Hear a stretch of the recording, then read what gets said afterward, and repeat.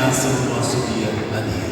Ó Príncipe nobilíssimo dos anjos, valoroso guerreiro do Altíssimo, zeloso defensor da glória do Senhor, terror dos espíritos rebeldes, amor e delícia de todos os anjos justos, meu diletíssimo São Miguel Arcanjo, desejando eu fazer parte do número dos vossos devotos e servos, a vós hoje me consagro, me dou e me ofereço, me ponho-me a mim próprio, a minha família e tudo que me pertence, debaixo da vossa poderosíssima proteção.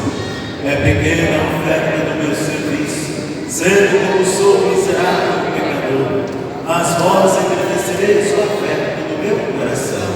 Recordai-vos que de hoje em diante estou debaixo do vosso sustento e deveis assistir-me em toda a minha vida e obter-me o perdão dos meus muitos e graves pecados, a graça de amar a Deus de todo o coração, ao meu querido Salvador Jesus Cristo e a minha Mãe Maria Santíssima, obtendo aqueles auxílios que me são necessários para receber a coroa da eterna glória.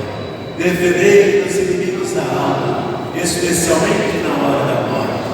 Vinde ao Príncipe gloriosíssimo, assistir-me na última luta, e com a vossa arma poderosa lançai para longe, precipitando nos abismos do inferno, aquele anjo quebrador de promessas e soberbo que um dia prostrastes no combate do céu.